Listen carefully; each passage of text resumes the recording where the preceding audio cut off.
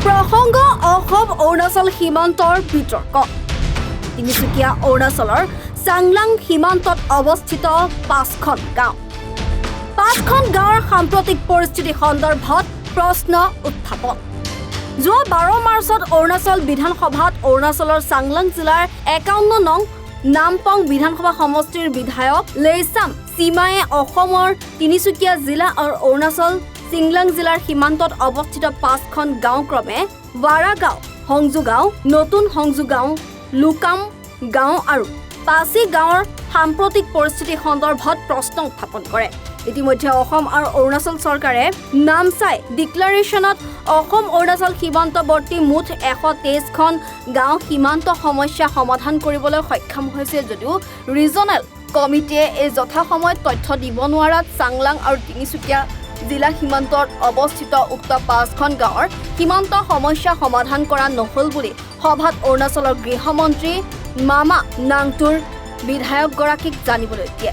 কিন্তু আচৰিত কথা 2021 চনৰ লোকপিয়ল তথ্য অনুসৰি এইসমূহ গাঁও অসমৰ ভূমিত অসমৰ ভোটগ্ৰহণ দি অসমৰ চৰকাৰী বিদ্যালয় স্থাপন কৰা আছে। তাৰ পাছতো অৰুণাচলৰ নামপঙৰ বিধায়ক লেইচাম চিমাই এই গাঁওসমূহৰ সন্দৰ্ভত বিধানসভাত প্ৰশ্ন উত্থাপন কৰাৰ লগে লগে তীব্ৰ প্ৰতিক্ৰিয়াৰ সৃষ্টি হৈছে। বৰ্তমান অসমত থাকিলেও স্থানীয় বিধায়ক ভাস্কৰ শৰ্মা আৰু অসম চৰকাৰৰ পৰা সা সুবিধা পোৱাৰ পৰা বঞ্চিত হৈ আছে, যাৰ বাবে যদি এওঁলোকক অৰুণাচল চৰকাৰ আৰু অৰুণাচলৰ লগত অন্তৰ্ভুক্ত কৰে তেনেহলে কোনো আপত্তি নকৰে গাঁওবাসীয়ে। এতিয়া প্ৰশ্ন হৈছে যে যি সময়ত অসমৰ মাটি জনগোষ্ঠীয় লোকসকলে বসবাস কৰাৰ কাৰণে চুবুৰীয়া ৰাজ্য বিধায়কগৰাকীয়ে যি সদ ইচ্ছা প্ৰকাশ কৰিছে বা উঠি পৰি লাগিছে, তেনে সময়ত অসমৰ নিজ সমষ্টিৰ ভূমি মাৰ্ঘেৰিটাৰ অন্তৰ্গত বিধায়ক শৰ্মাই কিয় নিমাত হৈ আছে। ইফালে এই বিষয়টোৰ সন্দৰ্ভত তীব্ৰ প্ৰতিক্ৰিয়া ব্যক্ত কৰিছে ছাত্ৰ মুক্তি সংগ্ৰাম সমিতিয়ে। নাই চাওক, আচলতে মাৰ্ঘেৰিটাৰ সচেতন মহলে আৰু মাৰ্ঘেৰিটাৰ সমূহ দল সংগঠনে বহুবাৰ অসমৰ যি সীমা সমস্যা, বিশেষকৈ মাৰ্ঘেৰিটা অঞ্চলৰ যি সীমা সমস্যাক লৈ বহুবাৰ ইয়াতে প্ৰতিবাদী কাৰ্যসূচী ৰূপায়ণ কৰিছে। বহুবাৰ আমি আমাৰ বিধায়ক ভাস্কৰ শৰ্মা ডাঙৰীয়াক আমি দাবী জনাই আহিছিলোঁ যে আপুনি এছেম্বলিত শক্তিশালী ৰূপত আমাৰ যি অসমৰ সীমা সমস্যা হৈ আছে, সেই সীমা সমস্যা সমাধানৰ ক্ষেত্ৰত বিহিত ব্যৱস্থা গ্ৰহণ কৰিব লাগে বুলি আমি বহুবাৰ দাবী জনাই অহাৰ পাছতো আমি দেখিবলৈ পালোঁ যে ভাস্কৰ শৰ্মাই বিধানসভাত মৌন হৈ থাকে। আৰু তাৰপিছত আমি দেখিবলৈ পাইছিলোঁ যে অৰুণাচল এছেম্বলিত, অৰুণাচলৰ সদনত এই বিষয়টো স্থান পাইছে যে অৰুণাচলৰ এগৰাকী বিধায়কে অসমৰ ভূমিসমূহত, বিশেষকৈ সঞ্জু বুলি যিখন গাঁও আছে, সেই গাঁওখন অসমৰ ভূমিত থকা গাঁও, সেই গাঁওখন অৰুণাচল প্ৰদেশৰ বুলি দাবী কৰিছে তেওঁলোকে অৰুণাচলৰ বিধানসভাত, অৰুণাচল এছেম্বলিত। গতিকে ইয়াতকৈ আৰু পৰিতাপৰ বিষয় কিবা আছে বুলি আমি নাভাবোঁ। গতিকে আমি দেখিবলৈ পাইছোঁ যে ইতিমধ্যে সঞ্জু বাৰা বুলি যিখন আমাৰ গাঁও আছিল, সেই গাঁওখন ইতিমধ্যে অৰুণাচলে দখল কৰিছে বুলি আমি আপোনালোকৰ সংবাদ মাধ্যমৰ জৰিয়তে আমি খবৰ পাইছোঁ। কাৰণ অৰুণাচল প্ৰশাসনে বা অৰুণাচলৰ চৰকাৰে সেই গাঁওখনত বিভিন্ন ধৰণৰ সা সুবিধা দি আহিছে। তেওঁলোকক ইলেক্ট্ৰিচিটি প্ৰভাইড কৰিছে, তেওঁলোকক মেডিকেল দিছে, তেওঁলোকক এডুকেশ্যনৰ কাৰণে স্কুল ব্যৱস্থা কৰিছে। কিন্তু আমাৰ মাৰ্ঘেৰিটা সমষ্টিৰ সন্মানীয় বিধায়কজনে একমাত্ৰ অকল ভোটৰ সময়ত ইয়াৰ যি আমাৰ প্ৰশাসনিক ব্যৱস্থা আছে, এই ব্যৱস্থা অকল ভোটৰ সময়তে সেই ৰাইজৰ কাষ চাপে, বাকী সময়ত তেওঁলোকে পাহৰি যায়। গতিকে আমি খুব স্পষ্টভাৱে আজি দাবী উত্থাপন কৰিছোঁ যে আমাৰ মাৰ্ঘেৰিটা সমষ্টিত বিশেষকৈ যিসমূহ গাঁও আছে, যিসমূহ অৰুণাচলৰ লগত যিসমূহ আমি মাৰ্ঘেৰিটা সমষ্টিয়ে শ্বেয়াৰ কৰে, যিসমূহ আমাৰ সীমা আছে, এই সীমাবিলাকত কটকটীয়া নিৰাপত্তাৰ ব্যৱস্থা কৰিব লাগে, যাতে অসমৰ 1 ইঞ্চি ভূমিও যাতে অৰুণাচল প্ৰদেশে যাতে ল'ব নোৱাৰে, তাৰ কাৰণে বিহিত ব্যৱস্থা গ্ৰহণ কৰিব লাগে। অন্যথা কিন্তু মাৰ্ঘেৰিটাত থকা দল সংগঠনে, জাগোনত থকা দল সংগঠনে আৰু ইয়াৰ সচেতন মহলে ইয়াৰ পাছত কিন্তু ব্যাপক আন্দোলন কাৰ্যসূচী ৰূপায়ণ কৰিব, অৰ্থনৈতিক অৱৰোধৰ দৰে আন্দোলন কাৰ্যসূচী ৰূপায়ণ কৰিব।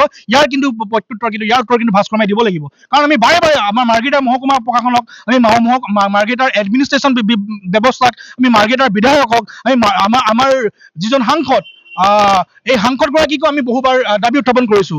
আজি জানে যে আমাৰ যিগৰাকী সাংসদ সৰ্বানন্দ সোণোৱাল ডাঙৰীয়া, তেওঁ কেন্দ্ৰীয় মন্ত্ৰী। গতিকে তেওঁ ইচ্ছা কৰিলে আমাৰ ইয়াত যি সীমা সমস্যা হৈ আছে, সীমা সমস্যা সমাধানৰ ক্ষেত্ৰত বিহিত ব্যৱস্থা গ্ৰহণ কৰিব পাৰে। কিন্তু সদায় সীমামূৰীয়া অঞ্চলসমূহত যিসকল লোকে বসবাস কৰে, তেওঁলোকক মাহীয়ে দৃষ্টিভংগীৰে চোৱা আমি দেখিবলৈ পাইছোঁ এই চৰকাৰখনে। আৰু সেইবাবে এনেধৰণৰ সীমা সমস্যাৰ এটা সংঘাতপূৰ্ণ অৱস্থালৈ আহি পৰিছে। গতিকে আমি ছাত্ৰ মুক্তি সংগ্ৰাম সমিতিয়ে দাবী উত্থাপন কৰিছোঁ পুনৰবাৰ বিধায়ক ভাস্কৰ শৰ্মাক যাতে এছেম্বলিত শক্তিশালী ৰূপত তেওঁ মাত মাতি আমাৰ সীমা সমস্যাবিলাক সমাধানৰ ক্ষেত্ৰত গুৰুত্ব প্ৰদান কৰে। আৰু আমি বিশেষকৈ অৰুণাচলৰ যিগৰাকী বিধায়ক, তেওঁকো আমি দাবী উত্থাপন কৰিছোঁ যে তেওঁ জানে যে অসমৰ এই ভূমিসমূহত খনিজ সম্পদৰে ভৰপূৰ, তেওঁলোকৰ চকু খনিজ সম্পদত, তেওঁলোকৰ চকু মূল্যৱান আমাৰ যিসমূহ খনিজ সম্পদ আছে খনিজ সম্পদসমূহত। কাৰণ সেই যিখন গাঁও আছে সেই গাঁওসমূহত ব্যাপক খনিজ সম্পদৰে ভৰপূৰ। তাত কয়লা আছে, তাত আমাৰ অসমৰ জাতীয় গছ হুলুং গছ তাত আছে, জাতীয় তাতে আমাৰ বিভিন্ন বনৌষধিসমূহ আছে, বিভিন্ন আমাৰ জীৱ জন্তুসমূহ আছে। গতিকে এই জীৱ জন্তু এই খনিজ সম্পদসমূহৰ ওপৰত চকু আচলতে তেওঁ ৰাইজক লোভনীয়ভাৱে তেওঁ ৰাইজক আকোৱালিব বিচাৰিছে, কিন্তু তেওঁ প্ৰকৃত চকু আচলতে খনিজ সম্পদসমূহত। গতিকে সেইবাবে বিধায়কগৰাকীয়ে সদনত তেওঁ প্ৰশ্ন উত্থাপন কৰিছে যে সেই গাঁওসমূহ মানে অৰুণাচল প্ৰদেশক অন্তৰ্ভুক্ত কৰিব লাগে বুলি। আমি ইয়াৰ পৰা সকিনি প্ৰদান কৰিছোঁ, কোনো পধ্যে অসমৰ 1 ইঞ্চি ভূমি অৰুণাচল প্ৰদেশক এৰি দিয়া নহ'ব। ইয়াৰ বিৰুদ্ধে অনাগত সময়ত শক্তিশালী ৰূপত আন্দোলন কাৰ্যসূচী ৰূপায়ণ কৰা হ'ব, এই কথাটো স্পষ্টভাৱে আমি ক'ব বিচাৰিছোঁ।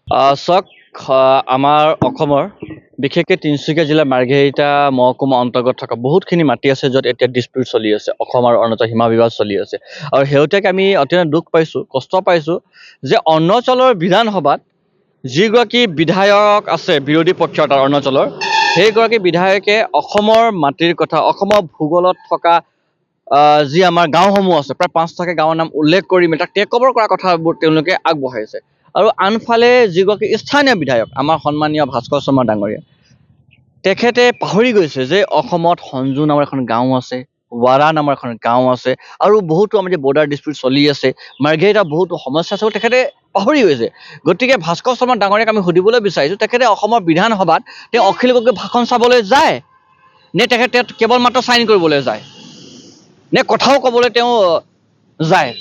যদি কথা কয়, আজিলৈকে আমি কথা কোৱা দেখা নাই, কিন্তু আমি এইবাৰ খং আৰু ক্ষোভেৰে ক'বলৈ বিচাৰিছোঁ, আমি এই জনগণক প্ৰতিনিধিত্ব কৰি ক'বলৈ বিচাৰিছোঁ, আৰু এই জনগণৰ লগত আমি আলোচনা কৰিছোঁ। আৰু ইতিমধ্যে সেই অঞ্চলৰ ৰাইজে কৈছে যে আমাক অসম চৰকাৰে চোৱাৰ দৃষ্টিভংগী খুব পৃথক। অসম চৰকাৰে আমাক আজিলৈকে সুবিধাবোৰ দিয়া নাই।